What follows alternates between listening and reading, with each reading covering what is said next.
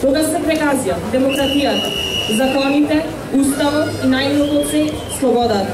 На тој црн понеделник во Македонија владее само еден човек – Никола Груевски и фамилијата. Почитувани се граѓани, единствена форма на демократија. На вистинските демократи и македонските патриоти денес е улицата, уличната демократија, уличниот парламент. Само ова ни останува како механизам за да се бориме против диктатурата, која во Македонија во 21. век ја воскресна да промене. Тука, почитувани битолчани, новој граѓански уличен парламент се честните и достоинствените граѓани кои со сите нас ја делат тешката реалност на нашата држава. Како прв говорник на вечерашниот парламент ви ја представувам Менка Јовановски. Добро вечер, почитувани мои сограѓани. Да кажеме дека на лицемеријето на оваа власт нема крај. Дрскоста и безскрупулозноста не оббегна ниту една сфера од нашето живеење, ниту еден наш сожител. Бидејќи овој парламент денес единствена светлост е на демократијата во нашата држава, легитимно и правилно е на истиот да бидат изнесени вистинските проблеми на нашето општество. Волонтеризмот представува значаен сегмент од нашето живење. Постојат волонтери во различни области. Најодговорна работа и одговорност им припаѓа на волонтерите во Битолската болница. Извршуваат работи кои се важни за човечките животи, било за нашите или за животите на нашите блиски. Ваквата одговорност на волонтерите се сведува на едно рамниште, што е многу важно за вработениот медицински персонал. Оно што представува голема неправда за нив е материјалниот надоместок што им се дава во вредност од 4000 денари. 4000 денари се исплаќа на личност која може да го спаси животот на човекот, а во некои случаи знаеме дека една секунда е многу важно за тој живот. Каква сатисфакција се тие пари? Дали се доволни за материјални и за патни трошоци? Дали се доволни за издржување на семејство? Или се бедна социјална помош и голема деградација на личноста? Посебно ако се знае дека има луѓе кои работели повеќе години како волонтери, кои за цело време биле лажени дека ќе добијат трајно вработување единствено за партиски политички цели.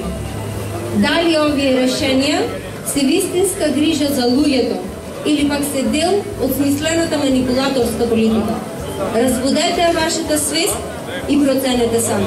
Ви благодарам. Почитувани сограѓани, би сакала да ве информирам дека во овој момент ќе ви биде поделен весникот Слободна Македонија, кој представува светол демократски пример за вистинскиот отпор против диктатурата и самоволијата.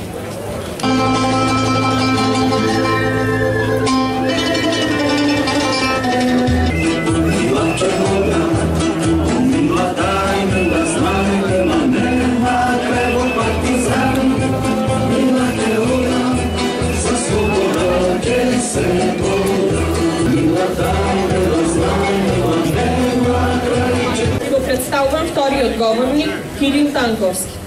Добро вечер, почитувани присутни, поддржувачи на коалицијата Сојуз за иднината.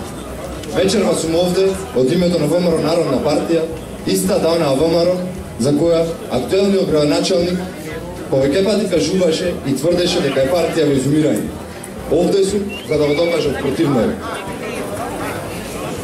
Овде сум за да го докажам противното и да им порачам на диктаторската власт дека и ние, заедно со сите коалициски партнери, ќе се бориме и најважно од се, ќе се избориме за рушење на оваа власт. Власт која со своите методи на владење наликува на оние владеачки гарнитури кои одамна заминале во историјата. Вашата обврска беше да го чувате достоинството на Македонија. Вие згазнавте на достоинството, згазнавте интелектот на овој народ. Почитувани од ДПМН, од ова треба да се страмите. Направивте екзистенцијата на македонецот и секој вработување да зависи од милоста на неколку локални функционери. Не донесовте до радост, но сега е готово. И веќе станува јасно дека сте се поблиску до поразот, до неголемиот пораз кој ќе ви го нанесат овие коалициски партнери.